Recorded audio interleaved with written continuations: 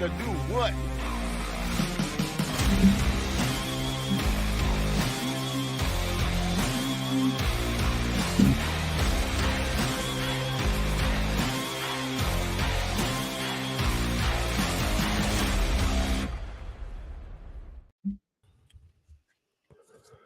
What's up, everybody? Welcome back to yet another episode of the Protect Our Queens podcast presented by the Give Us a Shot Network. With me, as always, my brother in Christ, Martin Soares. How we doing tonight, my guy?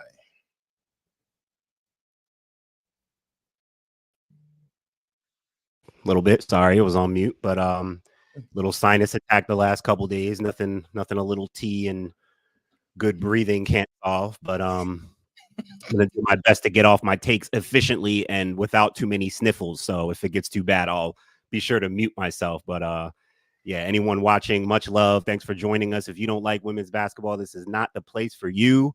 We are talking about a few pretty interesting subjects tonight. Dwayne Marcus, what do we got on the table for tonight? There's a lot to talk about tonight. Obviously, we're going to talk about the reaction that everyone has had, both old and new WNBA fan alike, to Caitlin Clark not being on this year's Olympic team. We'll continue our conversation from AJ Wilson. We'll also talk about Rickea Jackson. But before we get into all of that, there's one specific thing I wanted to address at the top of the show, and that is this narrative, and it's not really a narrative because it is a fact, but this go-to for all Caitlin Clark fans and all new Caitlin Clark fans that the reason why Caitlin Clark is the reason why people are watching women's basketball, and their proof is attendance.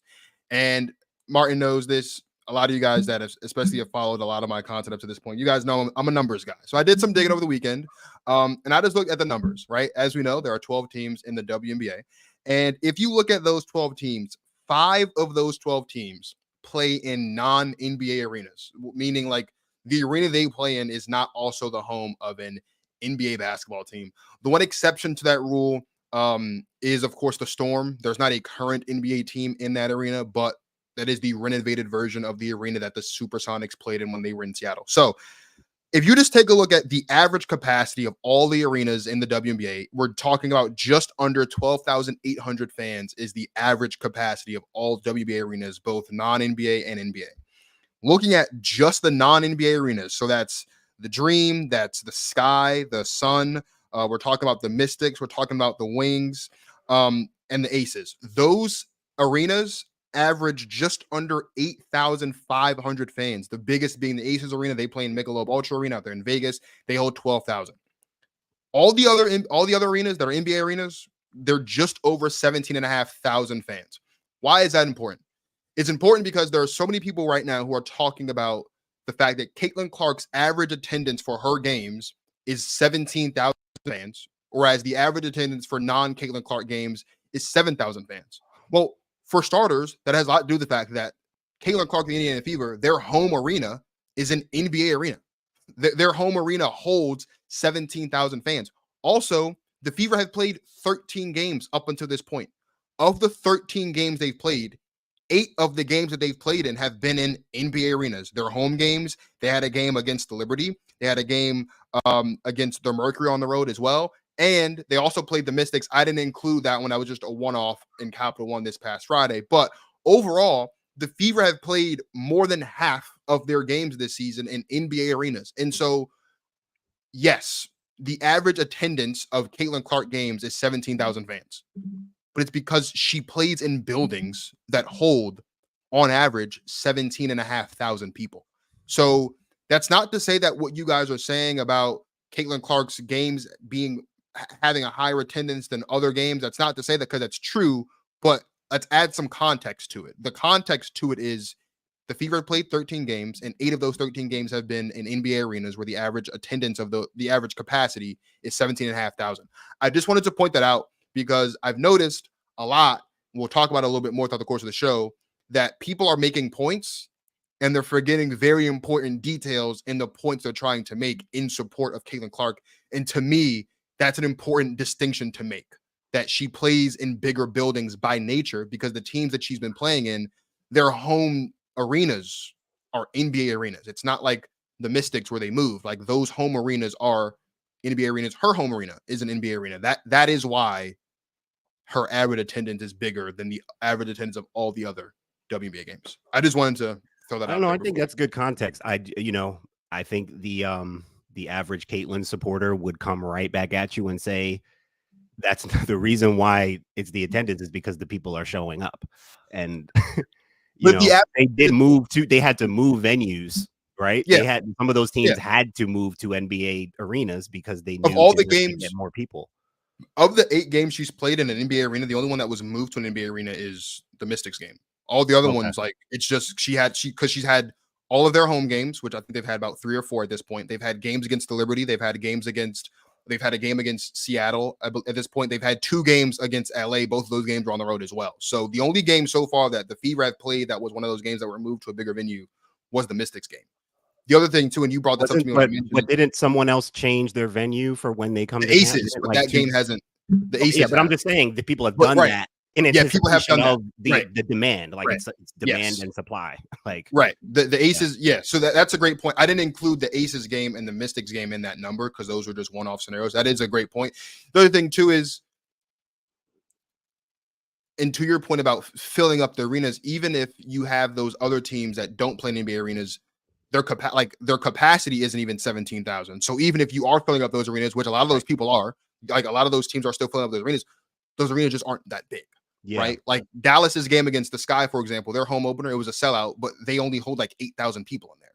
So like a sellout, but the building is half the size of other buildings. So it's just, it's a great point to make. That when a sellout game happens, which there are sellout games happening when Caitlyn is not playing, the numbers are lower because some of them are lower because some of those teams are not playing in NBA arenas. That's a fair. The Dream, I think, have also had 1 or 2. They've had 1 or 2 sellouts at this point as well. Same thing. They have actually the smallest arena in the league. They have like 3,500. So like same thing, a sellout, but it's 3,500 people. So and it's just I mean, I'll also say in terms of the demand, like if they were getting an influx, like their hand would have to be forced. Maybe it happens in the next few years as things are booming right now. But again, it is a demand thing. If they felt like they needed an NBA arena to fit all of these people coming in that want to see the Atlanta Dream play, they would have to do it. If they just had an overflow and we don't have enough tickets to say, be like, that would have to be a conversation where we got to move to a bigger venue. So but I think that's good context. It's good stuff. Well, I'm done with my context. I'm off my attendance high horse. We have a lot to talk about. Not a lot of time to get into it. Let's have some fun. Martin Stories, are you ready? Let's do it, man. Let's go. Protect our queens. No matter what it takes, we must protect our queen. I mean, I just love playing the game. It's fun. I'm reacting on what the defender does. I hit them with a hezzy. After that, they quit. Yeah, I think I've always just been able to get downhill. So I've sort of prided myself on that. I know what I'm doing. Like, people can't tell me I'm not doing the right, like, I've been taught the right way.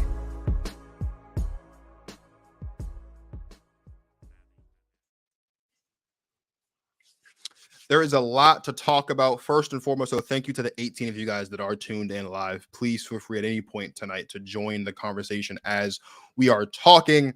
For starters, Martin Stories, Caitlin Clark is not on the Olympic team, and there was a very specific reaction to this information that caught my attention. I sent it to you as soon as I saw it. We're going to toss it to this clip, and then we'll weigh in after that.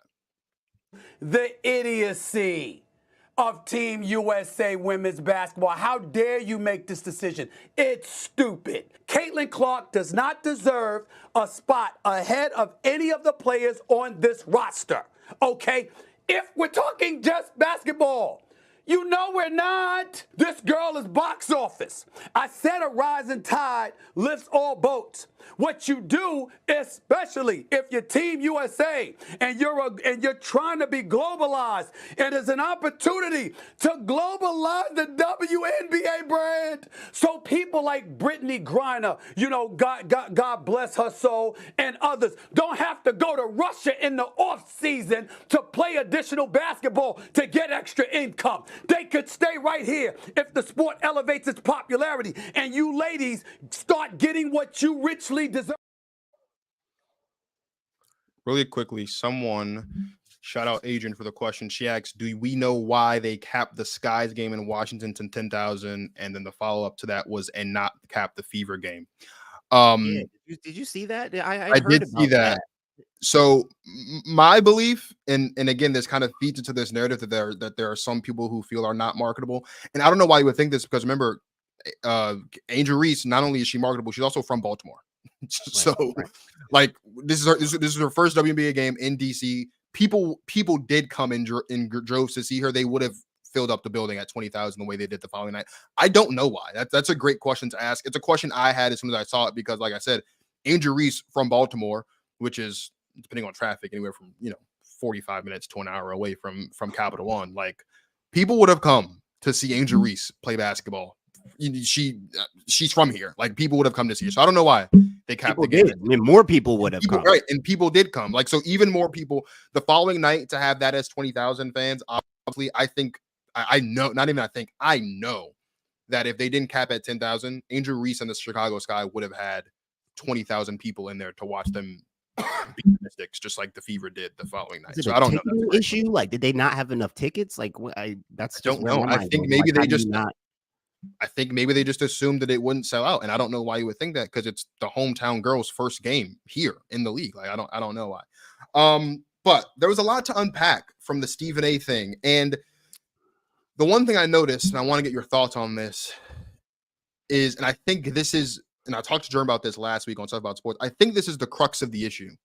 In the same clip, Stephen A. Smith said, Caitlin Clark does not deserve to be on this team above anyone else, specifically basketball, right? But at the same time says, that doesn't matter. Right. And I want to get your thoughts on that, because obviously, and we talk about this all the time, we just want to talk basketball. Like we really just want to keep it basketball. But at the same time, it's like, Stephen A., what he said in that 55-second clip, like, that was very, like, the epitome in my mind of how all of the Caitlin Clark fans feel, not just about her not being on Team USA, but just about how they feel about Caitlin Clark in general. Like, yeah, like, we get it. Like, she might not be better than all these people, but I don't care about that. Like, I feel like that, I think, is when you talk about the friction between fan bases right now, between the old WBA fans and the new WBA fans, I think that 55 seconds of Stephen A. Smith summed it up perfectly, I think. Yeah, I mean, I was a little surprised that this was like a whole, I didn't realize this was going to be a whole thing, like whether she was on the team or not. I had to get myself together over the weekend and start like looking at because you two had texted me one day. I was outside training and you were like, man, people are butthurt about this Caitlin thing. I'm like, are they really? I'm like, I don't know, man. I'm like, and then I go to Twitter. I'm like, oh, wow, I had no idea this was going to be such a big deal.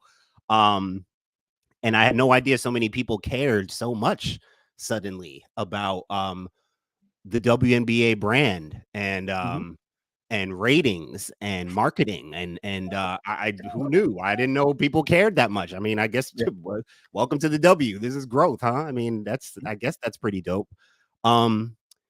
Yeah, I think the main thing for me is like, and like, again, I didn't think this was a big deal. So like her not being on the team didn't seem like a huge deal to me.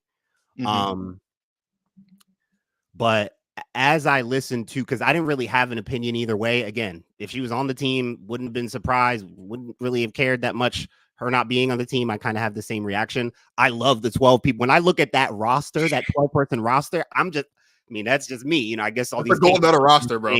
No one's watching if she's not on the team. I'm like, man, I'm looking at that roster like my jaws to I can't wait to see that group play together. I get to see AT and Asia play together. I get to see Kelsey Plum and DT and like, bro. I'm just excited for the roster already. So I'll say this: like, the more I hear people's arguments about why they should send Caitlin, the more I'm kind of stuck in the middle. Like, I really do hear people.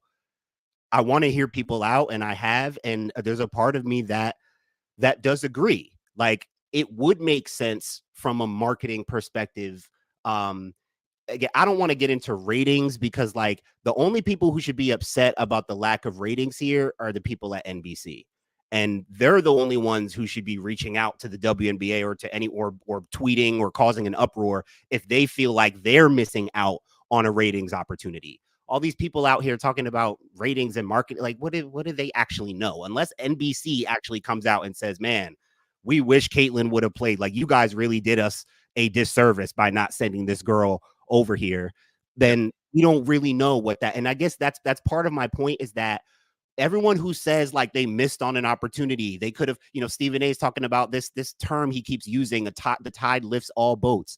I do not think, like, I think in a sense, like, yeah, Caitlin's bringing all this attention and stuff, and it's it's irrefutable. I feel like we're giving her a little bit too much credit to imply that just by sending her over there, no matter how much she played, just by being on the bench, people have argued that just by being there on the bench, no matter how much she plays, that's going to draw people to watch more.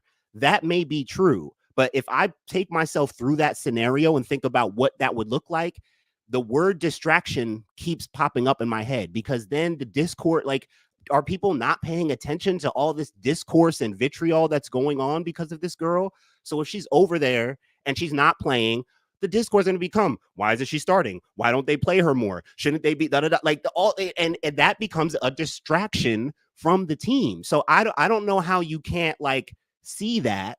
And again, I don't think it's really that big of a deal. And also, I don't think it's this like gigantic missed opportunity for the WNBA and for women's basketball right now. Like, I think they're going to have plenty momentum going over the next few years, that in 4 years, when they do send her, it's going to be way better. It'll be even better than right now. And I know people feel like you got to capitalize. The moment is bigger than ever right now. And that's true. But for Caitlin herself, I feel like a team built with her in mind will just be a better all-around atmosphere than just trying to stick her in there just because you think more people are going to watch.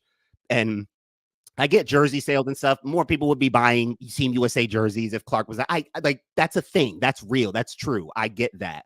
But again, unless there's some active collaboration to say NBC, Team USA, WNBA, we want to all like, that would be a collaboration effort. And again, I hear people where they're saying like they maybe missed out on that opportunity to collaborate and grow everything together. But I just don't think it's worth we're going to build it all around this one person who, by the way, Marcus, if she was dominating so far in the league, I think she'd be going. I think if Caitlin was dominating the way that we said she wouldn't right away, but the way people felt like she would, if Caitlin was like dominating the league a little bit more so far, I think she'd be going. I think I think that would be a factor. I think that would just, because again, that's a basketball reason to be like, okay, let's see if we want to like work her in. If she was a little more like elite and dominant like right now, I think it'd be a stronger case for them to be like, okay, let's see if this might work. Caitlin's also, she's not just like a role utility player. I mean, if you bring her, again, the team should be built around her. So I just think it's better to wait. There's going to be no drop off of momentum. There's not going to be, the Olympics are going to have some all-time low ratings or something. In fact, it might be the opposite. They're probably going to get more ratings than ever. Because I'll say this lastly, Marcus, I'll swing it back to you. I do feel like low key, when we talk about the Caitlin Clark effect, I do feel like low key, I mean, what's happening right now during the season, in the WNBA season, the league is growing, because of Caitlin and other people. Like, more eyes are coming. Even if Caitlin's not with them over there, I still feel like her, talk about the Caitlin Clark effect. I feel like it's always going to be like she's there anyway.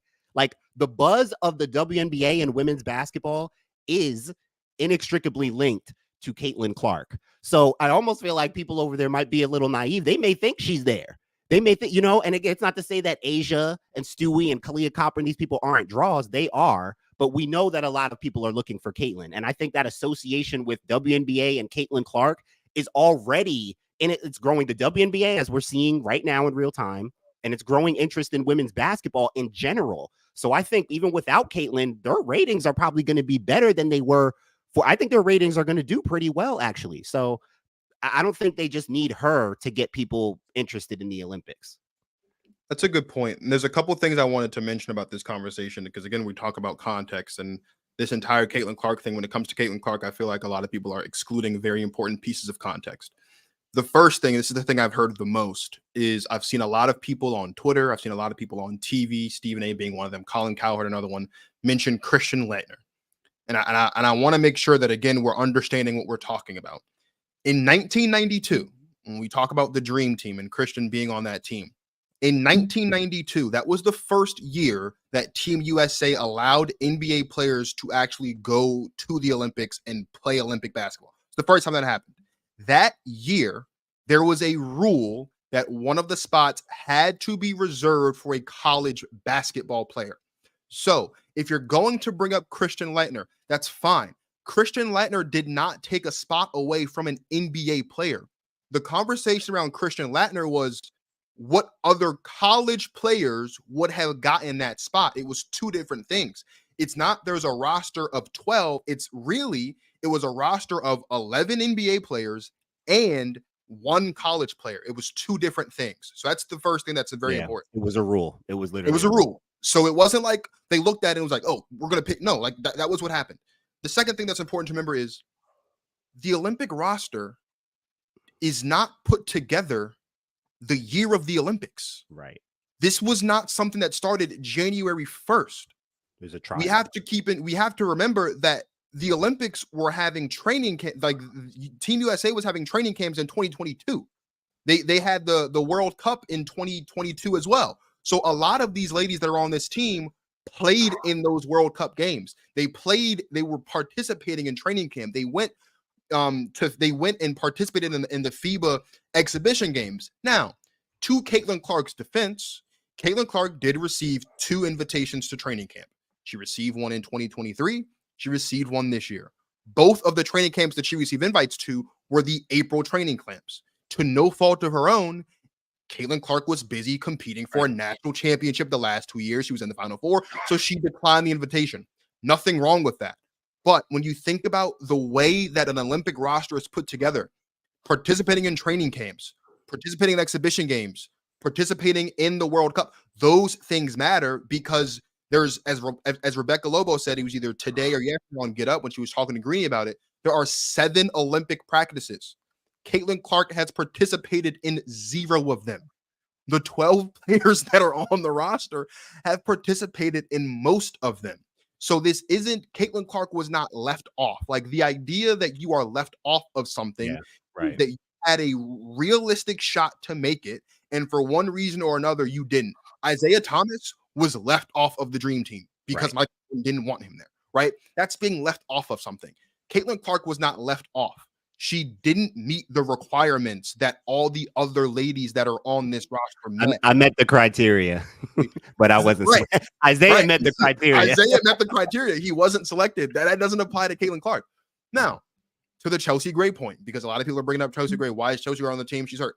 Because Chelsea Gray met all the requirements. She still participated in FIBA. She still participated in exhibition games. Now, if for some reason Chelsea Gray is unable to compete and won't be Olympic ready by the time we get to that point, there is reason to believe that Caitlin Clark might be on the team.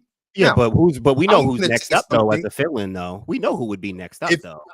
It should be Rickea. Like if there's someone that's going to take Chelsea Gray's spot, it should be Rickea because she's more deserving of it. And the last thing I'll say is this, and this is to the Diana Taurasi point. Diana Taurasi is averaging 16.3 points a game this same season. amount as Caitlin right now. Caitlin Clark is averaging 16.5. If you're going to sit here and tell me that a 0.2 point per game difference means that Caitlin Clark deserves to be on the Olympic roster, we're also talking about someone in Diana Taurasi who's been to, this would be like her 5th Olympics or something like that. Like she's a multi-time gold medalist. She's also, and this is something that this is important, she's won like 14 championships in Europe, between the Turkish league, between the Euro league, between the Russian league. Like something else a lot of people know, the Olympic rules are not the WNBA or NBA rules. They're the FIBA rules, which are different. The FIBA rules are rules that Caitlin Clark does not have experience playing under. It would be a great disservice to Caitlin Clark to say, we're going to put you on this team just so that we can get more people to watch. That's a disservice to Caitlin Clark, because at the end of the day, what's important to remember is if Caitlin Clark only plays 5 minutes a game, guess what? People will complain if she's only playing 5 minutes a game. So it's a catch-22. You put her on the team and she's not going to play. She's like, she should be playing. Why are they not playing? They're going to rehash the hating thing. If she's not on the team, people are upset. Caitlin Clark is going to be an Olympian in her career. She's going to win multiple gold medals in her career. As I said to Germ last week, give it time. Like, the other thing too is, it'll be even better. Even better. The other thing too, last thing I'll say is, her last collegiate game was at the beginning of April in the national championship. She was, or at the end of March in the national championship game. She was playing WA basketball less than 2 months later. And now what all you Caitlin Clark fans is less than 3 months from her WNBA debut, you want her to go to Paris and play under FIBA rules for the first time in her life. If you think that Kennedy Carter shoving her, or if you think all these hard fouls are targeting now, bro, them Serbians, they wouldn't be able to watch. Russians, people would be going at it. They don't care about none of that, bro. People would be trying to start a world war against these countries over Caitlin. Them Europeans, they don't. Them Spaniards, them French, like, they don't care about Caitlin Clark, bro. We've been sitting here telling you that the WNBA women don't owe Caitlin Clark anything. They definitely don't owe Caitlin Clark anything. And so if you think the hard fouls and stuff are bad now, it's just more physical. Like, she's not going to be able to survive under that. So, like I say, pump the brakes, bro. She's going to be an Olympian. Leaving her off the roster was the right decision. She's not ready. And as you said, she didn't meet the requirements. Yeah, and honestly, even the fact that she got a call, like, they're admitting that she didn't meet the basketball requirements, but I mean, again, they're not ignoring her influence because they still called her. They still considered her. Even all that stuff you said, she didn't go to one practice, she didn't do none of that. But guess what? She got 2 invitations. She still got 2 invitations. Yeah, and she wasn't at any of them. But guess what? She still got a call. They still were considering her for the Rock. They're not blind. They're not naive to what's going on. Someone brought it up in the meetings. It was discussed. They talked about it. Like, it's not like they just said no. Like, they gave her a call. They made a decision based on fact. I don't know if you saw the statement from Jen Rosati today. But Team USA put out their statement about it because Associated Press was asking them all about it. But she said it would be irresponsible for us to talk about her in a way other than how she would impact the play of the team, because it wasn't the purview of our committee to decide how many people would watch or how many people would root for the US. It was our purview to create the best team we could for Cheryl being the head coach, Cheryl Reeve. So obviously that supports the claim that most people are saying that, they're trying to put the best possible team together. They're not necessarily prioritizing, ratings or eyeballs or whatever. Again, back to what I said, I think they're going to get high. I think their ratings are going to make out pretty good. You can say whatever they are, they would have been doubled if Caitlin was there. Cool, that's whatever. Fine. I mean, I guess maybe that's a missed opportunity. Maybe it is. I just feel like if you really think about if she were there. Now, again, Marcus, we blow people out. She might play more than maybe it would be worth it for people to see her get in for may not even be garbage time. I mean, we could be up by 40 in the second quarter and you could just roll her out there and let her shoot deep threes and maybe, but again, that would be such a coordinated, like targeted, as people love using that word, targeted effort to like make sure we're up by 30 so we can get Caitlin more playing time. Like, come on, bro. Like, I mean, from if you're thinking marketing and if that's your priority, that would be that they would be bringing Caitlin for that reason, to be like, yo, Caitlin, we're gonna run it up. We're gonna try to get you in the first half. Like, I just don't think I don't think they're that like gun ho about dangling their nice little new toy, their little marketing toy. Like, I don't know if you watched Stephen A's follow-up episode with Andrea that he put out last night on his show. But he made the argument that like we see it in sports all the time that people don't care about feelings, like how we talk about it's not in Caitlin's best interest, in her in her best healthy well-being, physically, mentally, in her career to even go. Stephen A's like, forget. He's like, since when is that the priority? If these people making the argument that if your priority is to grow the game, then it should mean like, but to me, that shouldn't mean that you just send Caitlin to every camp we do this summer. Make sure Caitlin is there. Everything WNBA does to make sure people look, make sure eyeballs are on. We got to put Caitlin there. I know that's not the case, and I don't even think it's necessary. And that's part of why I say she's not the face of the league. She's one of them. Like she doesn't represent the league by herself. She's one of the faces. But yeah, I don't think it's that straightforward to just say, hey, throw her into everything just to make sure people watch. And something else that just hit me, because I thought back to what Pat McAfee said about how she's the cash cow. If you are this big, if Caitlin Clark is this big investment that everyone believes that she is, which again, she is, wouldn't you want to protect that investment and the longevity of that investment as much as possible? That's what Stephen A was saying. Stephen A was like, forget all that. Like, if we're gonna think about it from a business and a marketing standpoint, what's better for the game of women's basketball? What's better for the WNBA? Is it better for Caitlin Clark to be plastered on everything right now and thrown into the Olympics right now? Or is it better for Caitlin Clark to be given the time to make the mistakes she needs to make, to grow, to develop her game, to be the superstar at this level that we all know, expect, and want her to be, so that when she does go to World Cups and World Championships and Olympics, when she is in the WNBA competing for championships in her prime, she can do so for a longer period of time. That would be, if we're thinking about it, if you're trying to say a marketing grow the game standpoint, if the goal is just to throw Caitlin Clark into stuff just for the sake of saying that she's in it so people can watch, that's thinking very short-sighted. From a business standpoint, you want to protect the Caitlin Clark investment as long as possible so that you can have the Indiana Fever in as many finals as possible, so she can win as many championships as possible, so that the name Caitlin Clark isn't just this big name because it's the name. It's the name Caitlin Clark is big because she's a multi-time MVP, a multi-time champion, a multi-time gold medal. She's earned it. She has the accolades to go for it. We don't sit here and rant and rave and lament about Brianna Stewart and Asia Wilson because their names are big. No. We talk about them the way that we talk about them because they're multi-time MVPs, they're multi-time champ. Like they have, and their names are big because of that. Their names are big because of that. That's why we talk about them. Caitlin Clark has a big name. Yeah. But you want to know what's going to make Caitlin Clark's name even bigger? If in 10, 15, 20 years, when we're sitting down, whether it's on Protect Our Queens or whatever, and we're talking about the greatest to ever do it, we can put Caitlin Clark's name in that conversation because all that she's accomplished. We have to stop thinking so short-sighted with this. From a business standpoint, the best decision that you would possibly make would be, like, if you're the WNBA, like, yeah, people would watch the Olympics more if she was on it. Possibly. Let's be honest. That's not the WNBA's responsibility.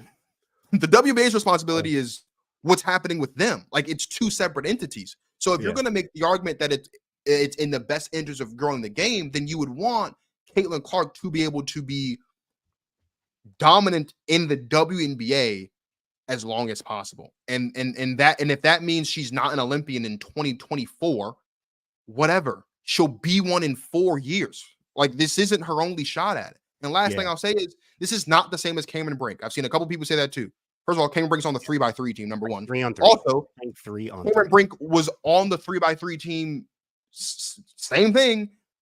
Went to their training camps, went to exhibition. Like, all the things that Caitlin Clark didn't do to be on this roster, Cameron Brink did those things to be on that roster. So I don't want to hear anyone talk about Cameron Brink and Haley Van Lith being on the 3x3 team. It's not the same thing. It's 3-on-3 basketball, guys. It's literally not the same thing. Serious. Last thing on the cash cow thing that I'll say. I also don't like, I echo what Andrea said to Stephen A, because you remember part of their segment when Stephen A essentially implied that people like her, Andrea, and others would not be, we talk about this, agenda of women getting paid more and getting paid what they deserve.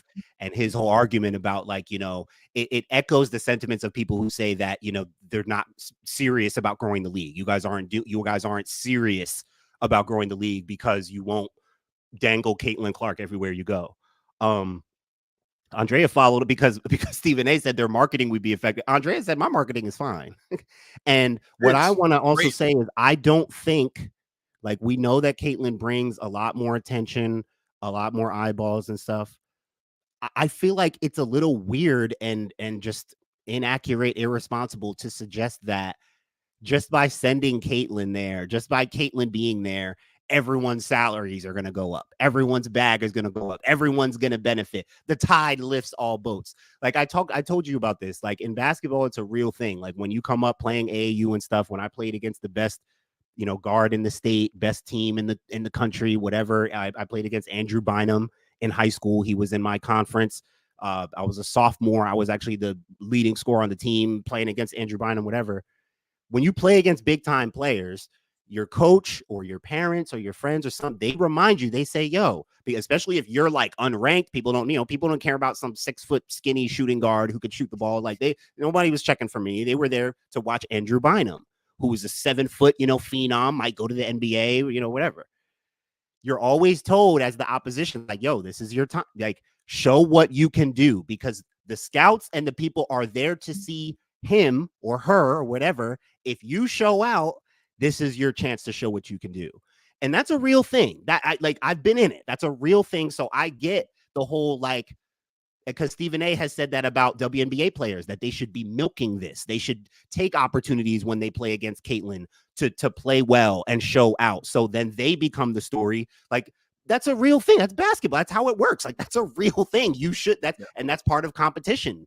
You just like with Michael Jordan. Like, if you played well against Michael Jordan, guess what? Your name got bigger. Like it's a thing, and it's a thing in probably all sports, whatever.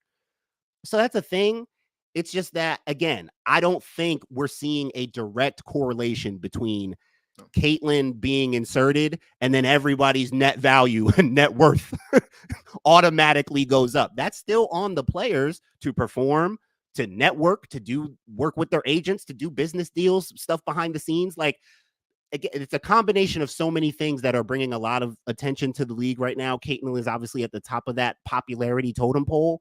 But I feel like it's a little weird to suggest that Caitlin's going to get everybody rich. I don't think it. I don't feel like it's that cut and dry and that straightforward. I agree. Just very quickly to go over a couple comments. Got Macedon saying, to me, that's normal. But they should want her out there. She's a rookie. I would expect her to have minimal impact, but you capitalize on something like Caitlin Clark.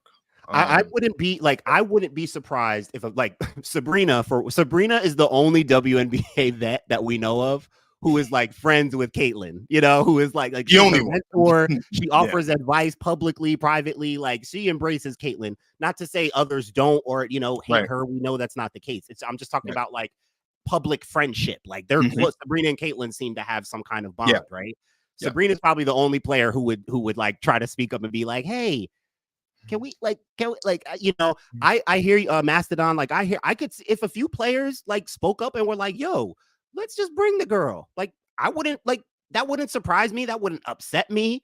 I would understand that, if they were like, yo, even if they were like, again, like, it's always like no one puts it like this, but I promise you, people don't understand like how they sound when they say certain things, because people like Stephen A are essentially implying that they should just dangle Caitlin around, just use her as a little marketing ploy, no matter what she's doing, because they know that she draws people. So if the players wanted to do that, if they just wanted to treat her that way, I guess I'd understand. But that would be that'd be a little awkward too, would it not?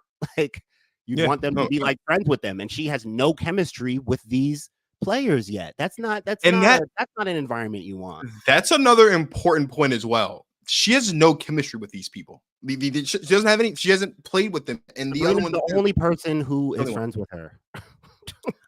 Mastodon also said that Caitlin was playing the tournament. I'm assuming he's talking about when I said that Cameron Brink met the requirements. What I mean by that is Cameron Brink, the same way that you had to do like training camps and practices and things and all that stuff for the regular Olympic roster, Cameron Brink did all that stuff already as well for the 3x3 roster. I was comparing that is what I was saying. Caitlin Clark's seasons, the last 2 seasons, went longer in college than Cameron Brink does. She wasn't competing for national championships the last 2 seasons. All right, let's continue our conversation in A'ja Wilson. We're going to throw it to a clip from a couple weeks ago, and we'll come back and talk about A'ja Wilson. A'ja Wilson defensively on a she's in a different stratosphere when you talk about what she does on both sides of the ball, which is why, and we talk about this on the show, my big push for her winning MVP last season was she's also the defensive player of the year. Yeah. Like, if you want to say that Stewie matches what she does offensively, got you. Fine. If you want to say that Alyssa Thomas does things that no one else does with the triple doubles, got you. But neither of them or anyone else impacts winning. I'm not just talking about impacting a game. No one else in the WNBA impacts winning on the defensive side of the ball the way that A'ja Wilson does.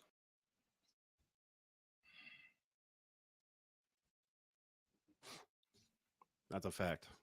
A'ja Wilson has been going nuts this season, which is the norm at this point. Shout out to the one and only Jamel Hill, who tweeted out the other day a very simple question that we're going to get Martin Soris to answer here first, which is, speaking of A'ja Wilson, who's her NBA player comparison? I see some Embiid.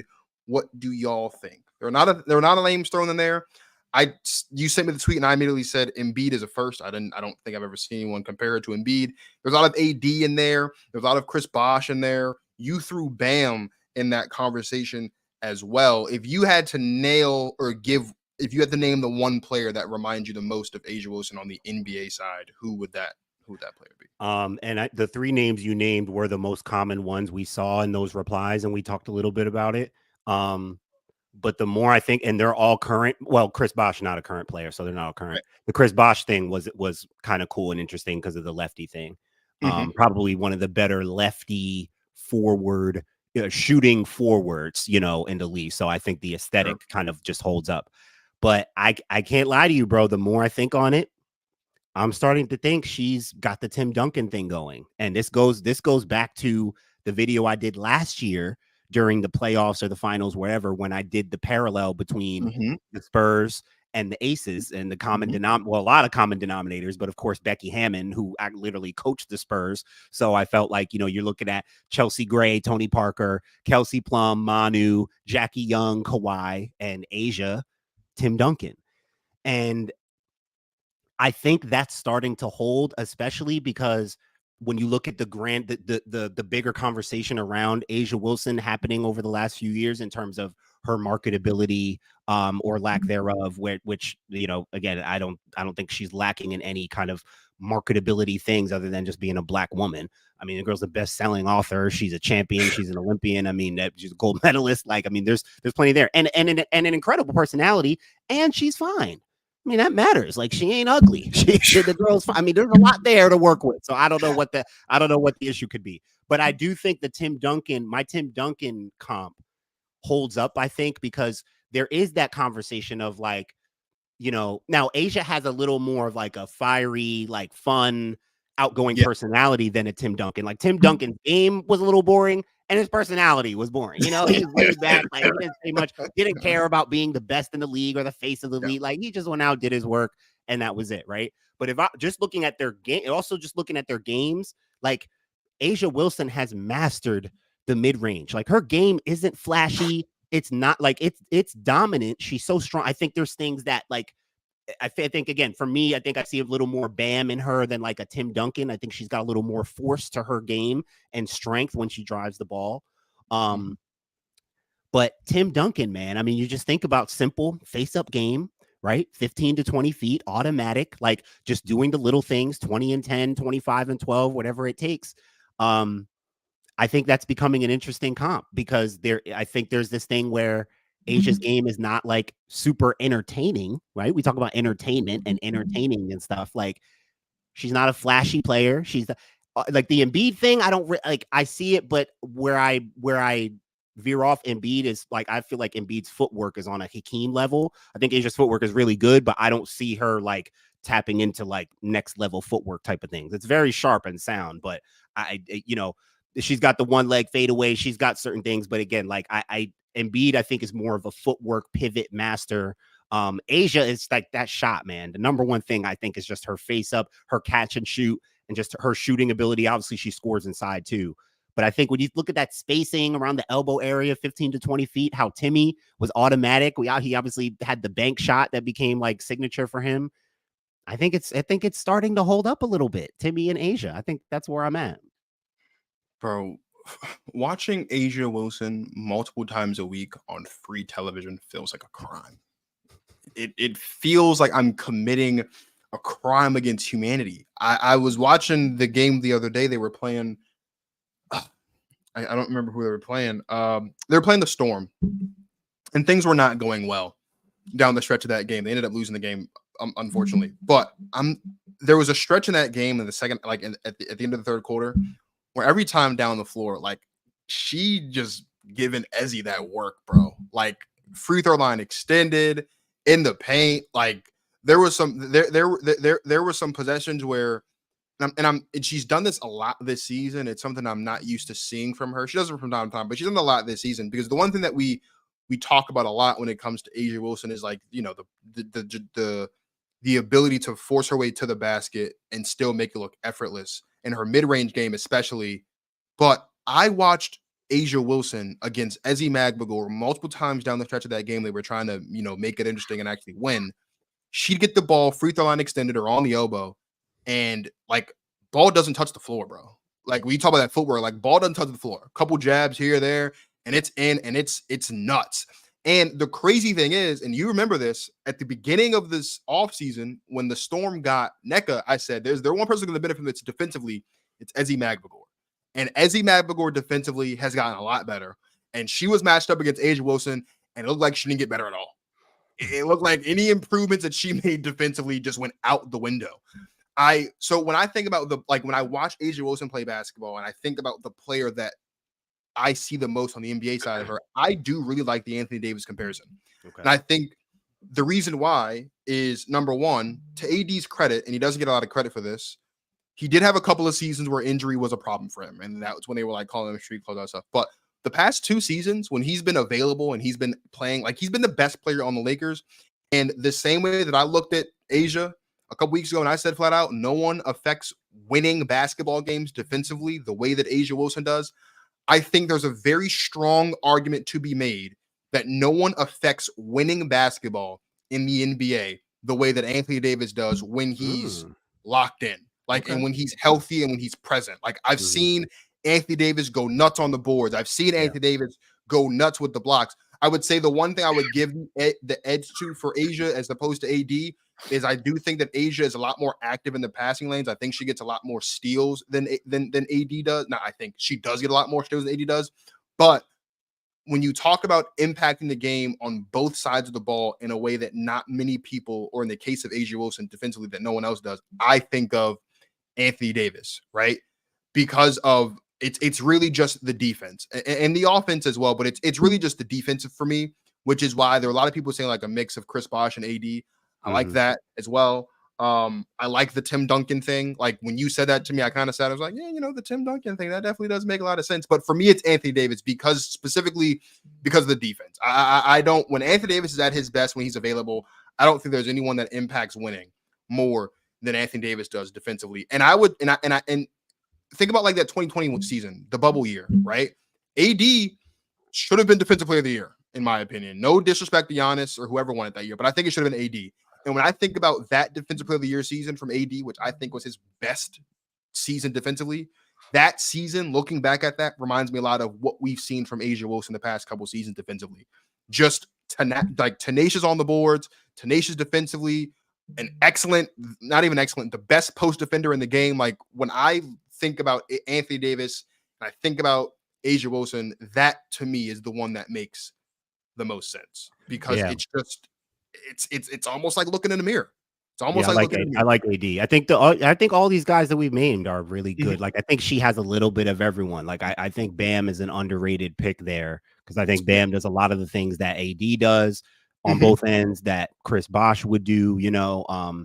And I think with Asia, like her force, her strength, her intensity, you know, you kind of have to take that into account too. I think intensity wise and force wise, the best out of those 4, I would say, is Bam. I mean, when AD is healthy and locked in, we've seen him intense, but I'm talking about like what we're used to seeing from that player. To me, Bam plays with like a good amount of force and a good duality as far as like his jump shot versus playing inside. I do have the numbers here. I don't know if we have that Asia mid-range graphic that I sent you to put up. If not, it's fine. But I have the numbers here because I want to I want to explain what dominating the mid-range actually looks and sounds like. Shout out to Dano Mattia, who put up this awesome graphic of Asia Wilson's progression in the mid-range over the last few years. And Dano Mattia does a great job covering the W for her hoop stats. So this was through a 7-game sample, first 7 games of the season. Asia Wilson was shooting 60% from 15 to 19 feet on 3.5 attempts per game. Over the past 10 seasons, there's only been one player to shoot over 50% on at least 3.5 attempts from the mid-range per game. That was in 2014. It was Simone Augustus. If you know anything about Simone Augustus, that is no surprise. Now, in 2021, this is mind-blowing to me. I saw this on the graphic. I'm like, nah, this bro. Is mind-blowing. In 2021, the league average for mid-range shooting percentage was 37%. Asia was at 32%. This is 2021. In 2022, the league average was 38%. Asia went up to 46% from the mid-range. That's a 14% increase from the year before, 46. 2023, the league average was 41% from mid-range. Now, the league average keeps going up. Asia Wilson's average in 2023, 57% from the mid-range. And so far in 2024, the league average from mid-range is 42%.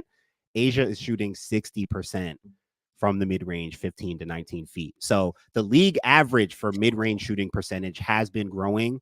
And while that's been growing, Asia has been getting astronomically better. I mean, again, when you watch her, like, again, she's dominant and great on both ends, but I don't know how you avoid. The main thing that sticks out to me is that shooting ability. You just don't see bigs consistently shoot the ball at that level. That's why I like, out of the 4 bigs that like NBA comps that we're saying, Chris Bosh, the best shooter. AD's jump shot has gotten kind of a funky over the last few years. It is funky. He used to be a way better shooter to me. Yeah. Chris Bosh is the best shooter by far out of those 4. Bam has a really good shot too. Again, Tim Duncan, automatic from mid-range, but Chris Bosh stepped back to the 3 in his Miami days. We're seeing Asia do that a little bit more now, right? So I just think shooting mechanics wise and efficiency wise, you're probably looking at Chris Bosh as the best shooter. And you got to compare a great, forward shooter to Asia Wilson, because that is where she is dominating on offense. Last thing I'll say, and I saw this graphic the other day, and it shocked me, and I wanted to do some digging to make sure that it was accurate. And I don't think I've ever seen this before. You've obviously watched a lot more basketball than me, so you can correct me if I'm wrong. I don't think I've ever seen this before. Usually, right, in any sport, your MVP season tends to be a career year, right? When Asia Wilson won MVP in 2020, up to that point, it was a career year for her. She was averaging 20.5 points, 8.5 boards, just about a steal, and 2 blocks, right? She wins MVP. 2 years later, in 2022, she wins MVP again. The points go down a bit. She went from 20.5 to 19.5, but she's rebounding more at 9 boards a game. She's blocking more, just about the same amount of shots. She's stealing more shots. But the thing for her was she also won Defensive Player of the Year that year. That's what really sealed the deal for her for the MVP. The following year, in 2023, so the year after she wins MVP, she had the best season of her career. She averaged 23 points a game. She averaged almost 10 boards a game. She was still blocking 2 shots, and she was at just about 1.5 steals per game. 1 Defensive Player of the Year, obviously did not win MVP. Martin Soares, in her 4th season of playing MVP caliber basketball, she's averaging 28 points per game, 12 boards, 2 steals, 3 blocks. Normally, when you win MVP, that's the best season of your career. Asia Wilson, in 5 years, has gotten better every single year, to the point where a season like last season, where she doesn't win MVP, you look at that and you go, that's crazy.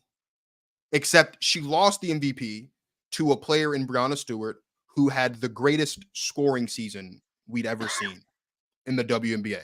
And if it was going to be Breanna Stewart, it was going to be Alyssa Thomas, because she had the most triple doubles ever in a season. Asia Wilson has gotten to the point in her basketball career where what she's doing on the court is so unprecedented. And the gap between her and the next person to her, offensively and defensively, is so wide that in order for you to realistically have an MVP case, if your name is not A'ja Wilson, you have to do something that we've never seen done before in a season to legitimately have an argument.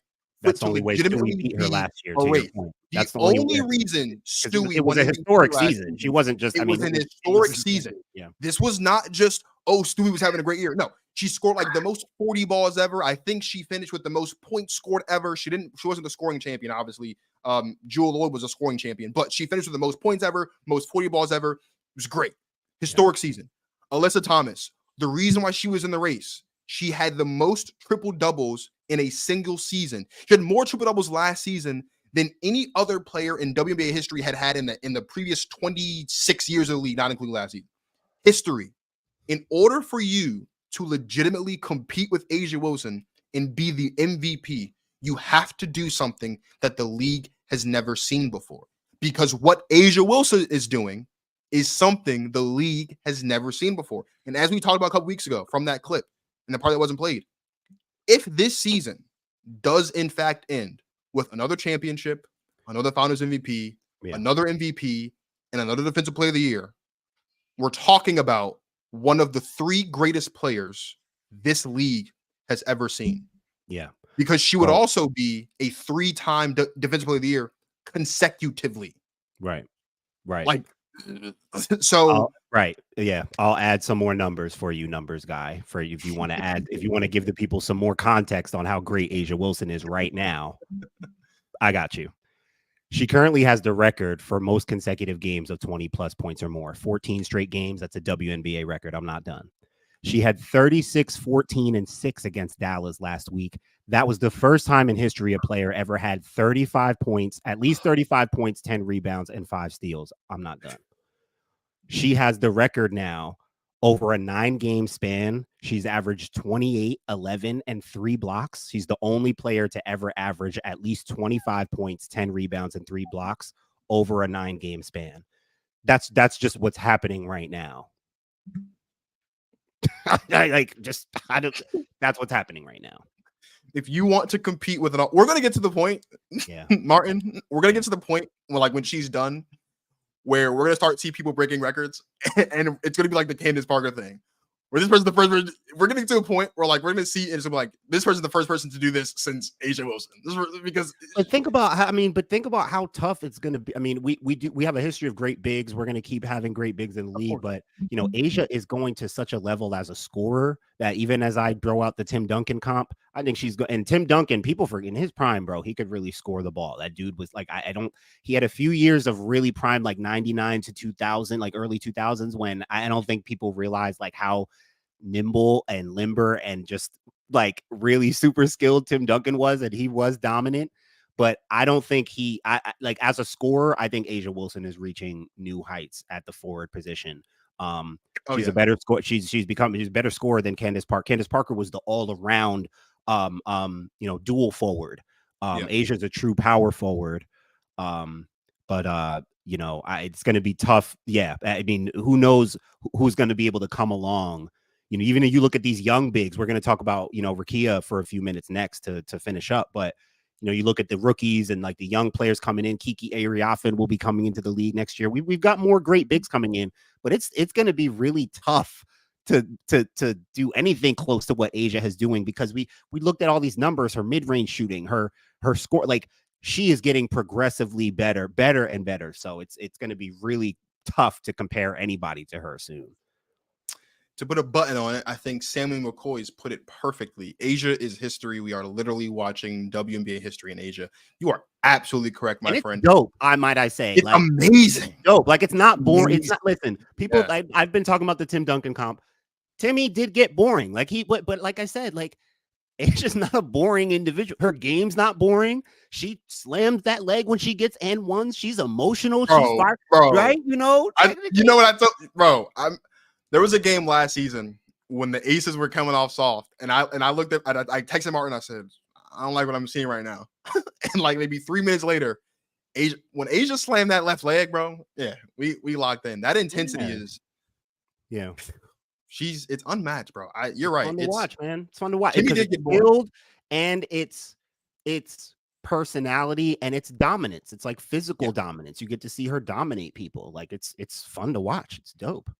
Tim Duncan was so boring that when we saw him with locks on the Spurs coating, that we were shocked. That was a big deal. That was a big deal. That was a big deal. That's how boring Tim Duncan was. When we saw him with locks, we were like, wait a second, something's not right. That was the most interesting thing we got from Tim in a while. So yeah, and somehow it still was like, oh, it's just Tim. Like, it still became like a non. And I don't think he's done anything more interesting since then. Except I do think one time he was like coaching a game because Pop got ejected or was sick or something. Right. And he like fell asleep in the middle of the game or something like that. And people were like, I mean, it's Tim Duncan though.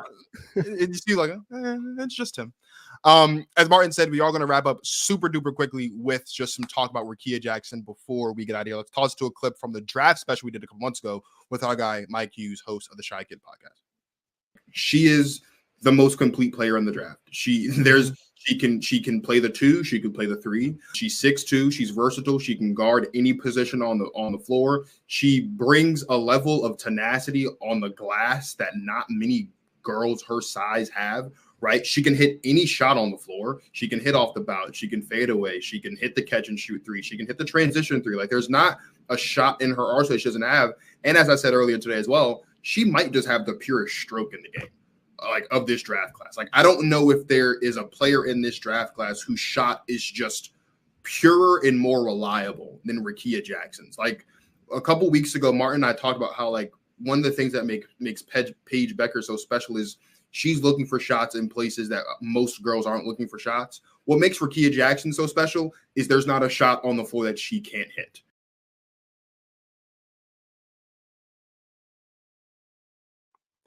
High praise. Very accurate. There's been a lot of talk about Caitlin. There's been a lot of talk about Angel. There's been a lot of talk about Cam. Rightfully so. These girls are incredible. They've been playing great. I don't want to say there's not anyone talking, because there are people talking about Rickea Jackson. I feel like, though, based on what we've seen Rickea Jackson do, I feel like we're not talking about Rickea Jackson enough. And when you sit down and you watch Rickea Jackson play basketball, I said this to you a couple weeks ago, Martin, her role in LA, to me, is very similar to the role that Lexi Brown had last season.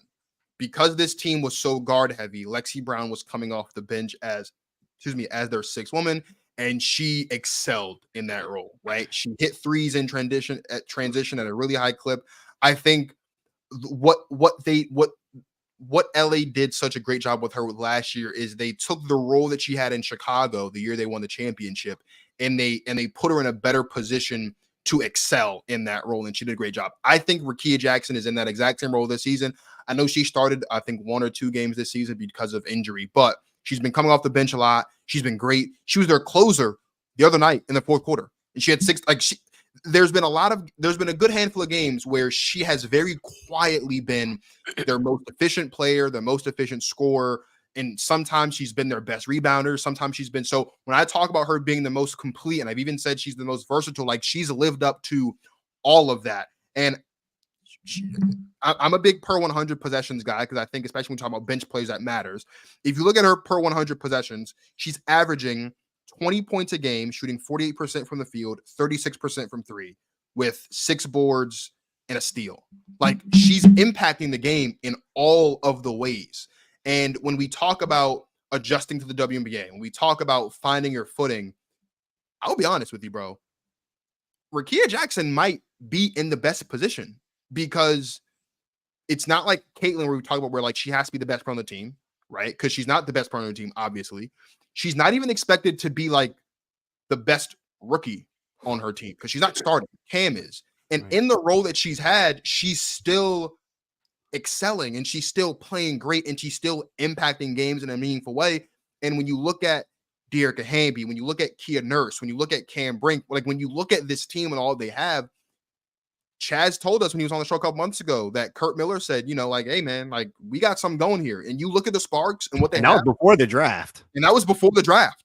Well, the Sparks have something going here, man. Like, and Rickea Jackson is a big part of it. And I think as they continue to go throughout the season, as they continue to progress, as she continues to progress through the course of the season and continue to remain comfortable and continue to find her spots, we're going to look up and we're going to start seeing, we're going to start seeing some 20-point games from Rickea Jackson. We're going to start seeing some 25s. We're going to start seeing her come off the bench and just change the game. And I know that a lot of people often want to see their favorite players come off of the bench because a lot of people feel like if you're super talented and you're on the bench, like that's a bad thing.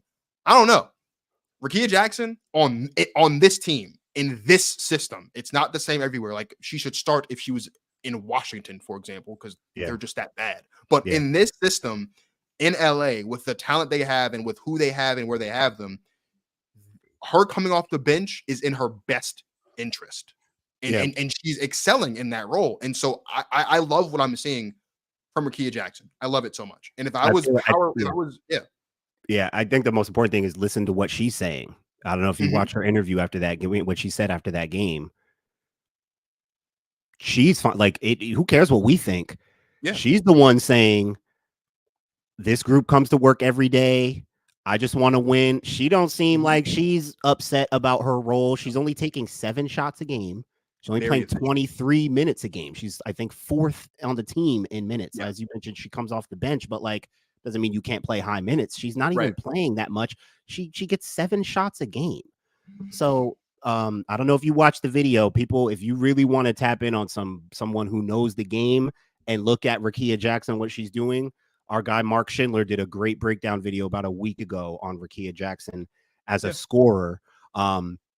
He mentioned in that video, I pulled the stat from his video that at that time, and I have the updated stat, but at that time, she was scoring 1.25 points per scoring attempt. That means that every time you look to score, you're at least getting to the free throw. You're scoring at least 1 point, so that means you get to the free throw line. Out of 8 players playing at least 20 minutes a game, she's one of 8 players playing at least 20 minutes per game that score that efficiently. There's only 8 players that play at least 20 minutes a game that are scoring at that rate, 1.25. That was a week ago. As of today, she's at 1.3 points per scoring attempt. So, like, when she's like, she really is. When you watch how she does what she does, you said everything except the one thing that she looks the best at. So at times she looks like their best player. Yeah. Rebounder, athlete, whatever you were saying, defender. She looks like their best player at times. And I agree. Like we did talk about, and I agree. Like, I'm glad that she's in a position where she doesn't have to act like the best player. So she's going to be able to grow like all rookies should be able to do. I think, Caitlin's, a unique case. And I think wherever she goes, like she's the type where you kind of have to give her the ball and roll it out and say, hey, you're our system now. But there is going to come a time where Kurt Miller is going to have to, because Rickea Jackson might be just as good, if not better than Lexi Brown right now, just from a talent standpoint. And Lexi Brown gets more minutes and takes more few more shots a game. There should be times when Kurt Miller starts to establish in terms of what they run and how often he's playing her, that they start to give her a little more leash as like, okay, we're going to treat you like our best player, because all around she is showing that she can be that in moments. I agree. And to Sam McCoy's point, and sorry to cut you off, but she's the only player like her on that team. You got to think about that. I was going to say that too. To her position, she's either a small forward or shooting guard. Like she's one of those. She's like, I kept telling you to stop calling her a damn big. She's a wing player. She's either shooting guard or small forward. She's the only player like her on that team. De'Erica Hamby's the best player. She's a post player. Kia Nurse is their best guard on the outside. She's a guard, more so 3-point shoot. Rickea Jackson is the best in between the lines 3-level scorer, as you love to point out, in which she is authentically a 3-level scorer. I think she's the only one. She's the only one like her on that team. And yeah, I agree. And to Sam's point, I think so. He said it's possible in 3 years we may look at Rickea as the best all two-way player in the draft. So versatile. She started the last 2 games. She has started the last 2 games. I'm not sure if that's just because she's a starter now, if it's because of they've had some in and outs with injuries. I don't know if it's going to take us 3 years to look at her as the best all-around player. I think that she was that already coming in. And I think that over time, more people will start to realize that and say that about her. But I thought just looking like, if you just look at, and I said it in a clip that I posted after the draft, Caitlin Clark, best offensive player. Cameron Brink, best defensive player. Rakia Jackson is the most complete player already. I think she's already, and I think to your point, because of the way that this team is put together and the role that she's been in, she's been allowed to demonstrate that.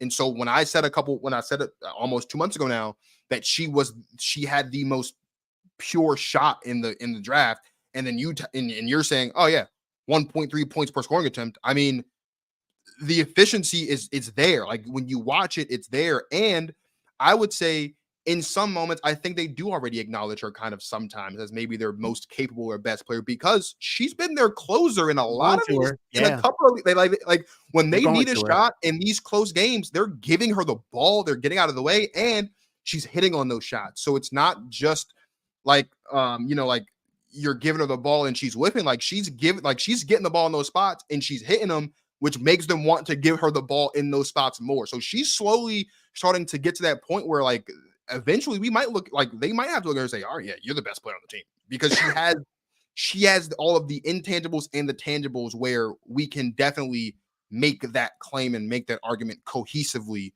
not just based on who she is as far as productivity, but based on who she is as a basketball player. Like we could definitely be having that conversation of she being the best player on that team. But as far as most versatile in the draft, she's that already. And if it takes 3 years for people to get that, they're just 3 years late, because she's that already, I think.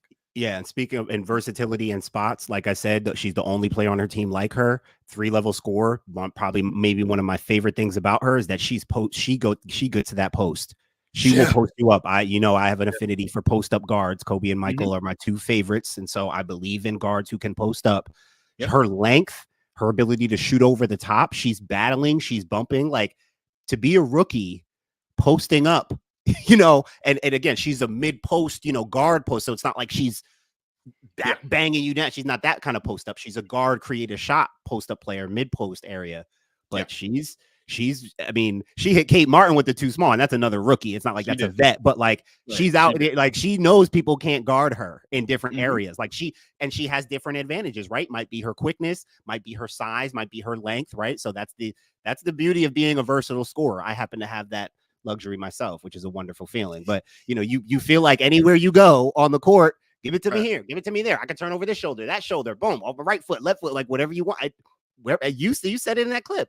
Not a shot that she can't hit.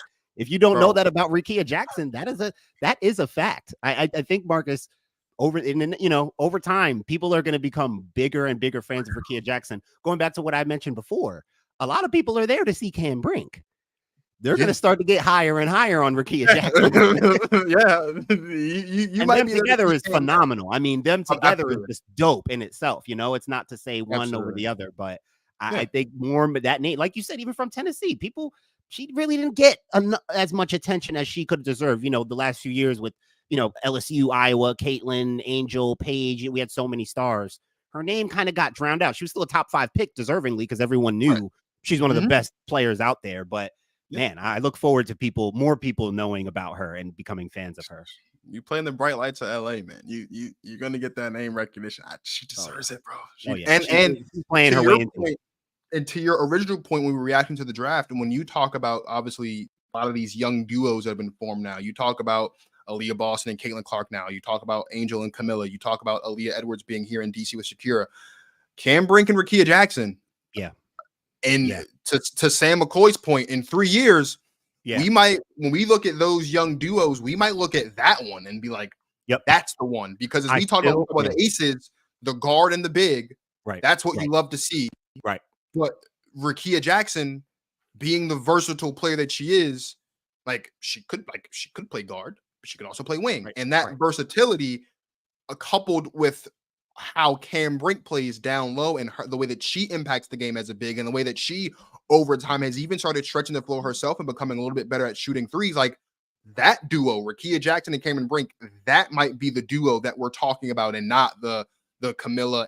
Not that we won't be talking about these other duos, but of all those young duos that have just been really formed, that one might be the one that ascends, and that one might be the one that we start competing and seeing win championships first. If I'm gonna, I think that roster is going to be the most important thing, because like I even said to you when we were talking about that duo thing, like I think it's so important that they have De'Erica Hamby as the best post. Like Cam Brink is not the best post player on her team. De'Erica Hamby is. De'Erica Hamby is an MVP candidate right now. Absolutely. And her girth and her physicality, I think, is necessary. Like, I mean, Cam will get stronger, a little more physical. She'll get used to it. But I still think it's important that you don't want Cam to solely, hold down the paint. To have another really good big like that, I think is going to be important for their roster and the guards. Listen, right? The way the team is right now, they could get hot, man. If they really put it together, establish identities, Rakia keeps getting better. Like, bro, they have different girls who can put the ball in the basket. They have some interesting depth there. They're young, but they have interesting depth. So from the guard spot to the front court, like front court, you got Cam, you've got De'Erica, like you've got a lot for people to have to deal with right now. Yeah. And then you've got Rakia. I mean, you've got some wild cards over there. So I just think the roster over time is going to be important, because right now I think De'Erica Hamby is such a important piece to supplement, that rookie duo right now. And if there's a coach that can figure it out and bring the best out of all of these ladies, it's Kurt Miller. 100%. I think he's going to figure it out. Shout out to everyone that tuned in. We are sitting at 50 live viewers right now. Shout out to much love, y'all. Much 50 love. of you. Appreciate everyone that tuned in and y'all joined. Must like women's basketball. We say if you don't like women's basketball, this ain't the place for you. Y'all must love women's basketball. Yeah, absolutely. Shout out to everyone that tuned in. Our guy Mike Hughes was in the comments. Adrian was in the comments. Shout out Adrian. Obviously, shout out Matt on everyone that commented. I know we didn't get all the comments, but shout out everyone that commented. Everyone's going to watch this later on. Shout out to all of you. Don't forget to like and subscribe so you don't miss any new episodes of Protect Our Queens. Shout out Finisher 3X. I like the convo. Intelligence here. Click and subscribe. Appreciate you, bro. Follow us on Instagram also at Protect Our Queens _. That's where all the short form content and other women's basketball related stuff lives from the show. This was great. We'll be right back here next week. And we appreciate all you guys for watching. Like, subscribe, comment, tap in. I have to do this because he texted me about it. My dad is here. Hey, hey, you know what? Real quick. I said this to Martin. I'm not just saying this, but I didn't know that you were, but I just want to say this to you super quickly while we're here. The text that you sent me the other night when you screenshotted that post of Asia Wilson and put the hashtag POQ, Dad, you have no idea what that means to me, man. And I just want to say thank you. And I sent Martin that text. I was like, that means a lot. I thoroughly appreciate the support. My dad is here, you guys. So for my brother in Christ, Martin Soares, this is Marcus of the Protect Our Queens podcast signing off. Thank you guys for watching. And as always, you guys enjoy yourselves some women's basketball.